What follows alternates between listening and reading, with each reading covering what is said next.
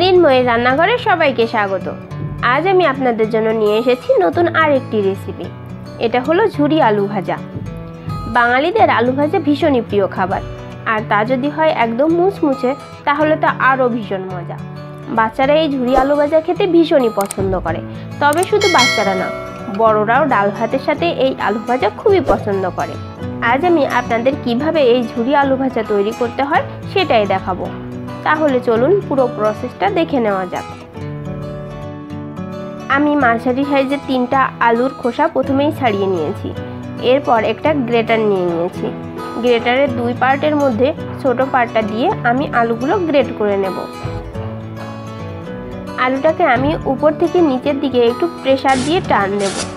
এতে করে আলুগুলো থেকে সরু এবং লম্বা লম্বা পিস হয়ে কেটে পড়বে।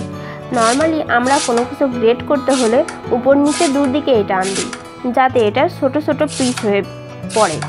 কিন্তু এক্ষেত্রে শুধু নিচের দিকে টানতে হবে, তা না হলে আলুটা কেটে কেটে ছোট হয়ে যাবে, লম্বা ও সরু পিস হবে না।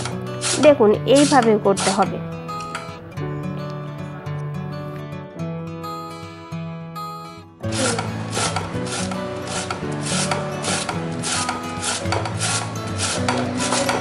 আমি এখানে 3টা আলুই এভাবে গ্রেট করে নিয়েছি।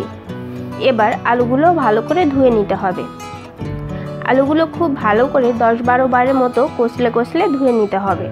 যতক্ষণ জলের মধ্যে বাবলস থাকবে ততক্ষণ অনবরত জল পাল্টে ধুয়ে নিতে হবে। যখন জলটা এমন স্বচ্ছ হয়ে যাবে তখন ধোয়া বন্ধ করে দিতে হবে।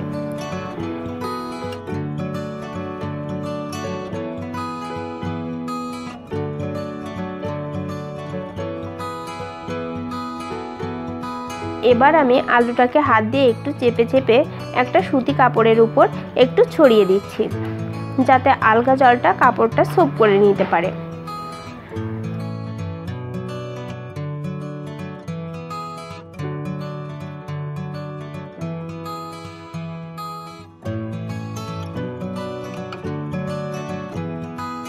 আমি এখানে 3টা লাল মরিচ আর কিছু বাদাম নিয়ে নিয়েছি। এবার ভেজে নেওয়ার পালা। প্রথমেই আমি মরিচ 3টা ভেজে নেব। এর জন্য সামান্য তেল দিয়ে দিয়েছি, কারণ বেশি তেলে লাল মরিচ ভাজলে অল্প সময়ে মরিচটা নরম হয়ে যায়। এরপর একটু বেশি পরিমাণে তেল দিয়ে তেলটাকে ভালো করে গরম করে নিয়েছি। এবার বাদামগুলো দিয়ে দিচ্ছি।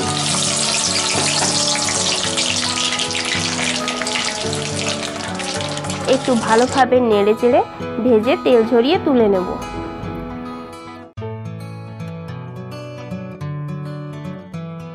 এরপর আমি ঝুরি করে কেটে রাখা আলুগুলো দিয়ে দিচ্ছি।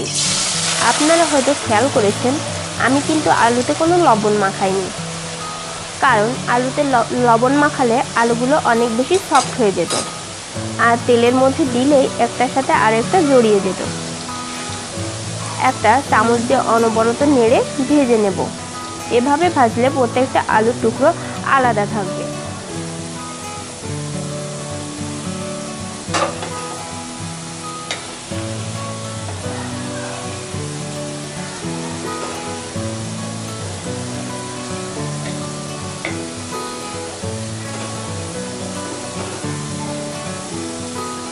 আমার ভাজা হয়ে গেছে। এবার তেল ঝরিয়ে তুলে নেব। এভাবে দ্বিতীয় ব্যাচেও আলুগুলো আমি ভেজে নেব।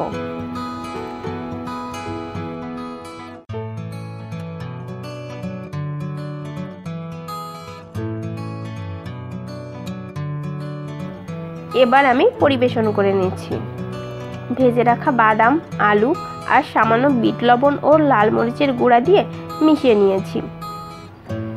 দেখুন এটা কতটা সুন্দর হয়েছে, আর খেতেও ভীষণ মুচমুচে হয়েছে। শব্দটা শুনতে পাচ্ছেন? এতটাই মুচমুচে হবে এটা। বাসায় ট্রাই করে দেখতে পারেন, আশা করি ভালো লাগবে। আমার এই রেসিপিটি যদি আপনাদের ভালো লাগে তাহলে অবশ্যই লাইক কমেন্ট করে আমাকে জানাবেন। আর আমার চ্যানেলটি যারা সাবস্ক্রাইব করেছেন তাদেরকে অসংখ্য ধন্যবাদ। যারা এখনও সাবস্ক্রাইব করেননি তারা সাবস্ক্রাইব করে পাশে থাকা বেল নোটিফিকেশনটি অবশ্যই প্রেস করে রাখবেন, যাতে আমার ভিডিওগুলো সবার আগে আপনাদের কাছে পৌঁছে যায়। ভালো থাকবেন সবাই। ভিডিওটি দেখার জন্য সবাইকে অসংখ্য ধন্যবাদ।